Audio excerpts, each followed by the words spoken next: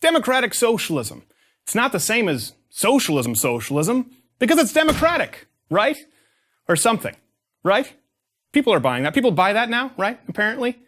As though adding the word democratic in front of a word changes what it means. Just because we toss something to a vote doesn't change what that something is, nor does it alter whether that something is inherently good or bad.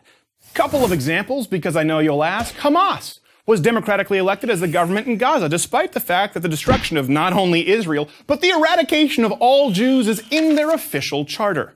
Robert Mugabe, or Bobby Mugabe if you prefer, was democratically elected by a loving majority in Zimbabwe. Zimbabwe, how's that working out? Venezuela? Well, Hugo Chavez, noted personal favorite and friend of Sean Penn, to whom he constantly pointed as being unfairly characterized as a dictator when in fact he was democratically elected as a socialist. Well, how'd that work out for Venezuela? Well, it's now on the brink of collapse, despite it being one of the most resource-rich nations in the entire world. Basic things like eggs, milk, flour, and toilet paper are either too expensive for the average Venezuelan or simply out of stock. Out of stock, mind you, democratically. I know. Some of you will say, well, that's not fair because really we knew all along it technically was a dictatorship. Okay, that's fair. Let's move on to example number 2. Denmark?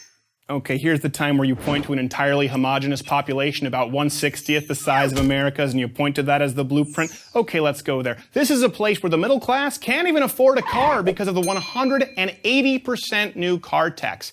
And the Prime Minister was so fed up with Americans pointing to it as a beacon for socialist success that he felt compelled to clarify, I would like to make one thing clear. Denmark is far from a socialist planned economy. Denmark is a market economy. Sweden? I love Sweden. Okay, great bikini team, and thanks to that country, my armoire now doubles as a bookcase. Speaking of which, the founder of IKEA, let's be honest, the only really cool export from Sweden, aside from a few good hockey players, left Sweden because of the stifling high tax rate. So, Sweden, good place, not bad people, but a successful model for a viable economy in today's global market? Incorrect. The fact is that over time, the greatest enemy of socialism is reality. The reality that human nature will invariably pull certain people toward individualism and success, and others toward laziness and collectivism. The tension between the makers and the takers always leads to socialism's inevitable collapse. But I know that I can give you examples of failed socialist economies until I'm blue in the face, and you won't care. Because at least socialism is inherently more morally altruistic than the evil, greedy, capitalist warmongering seen in the West. Greed? What's more greedy than wanting to take from someone else something that you haven't earned?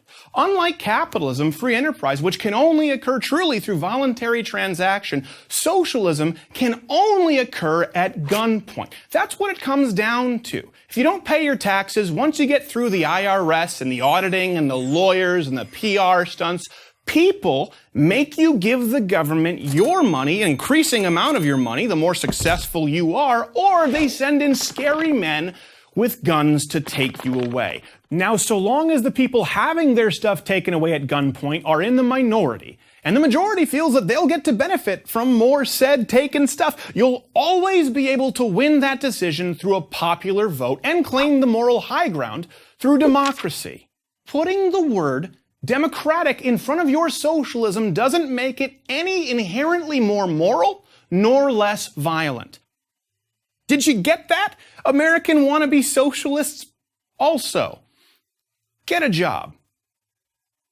Please, like a real job. You'll probably have to shave first. I'm Steven Crowder for Prager University. To subscribe to our YouTube channel, click here. To help keep our videos free, donate here.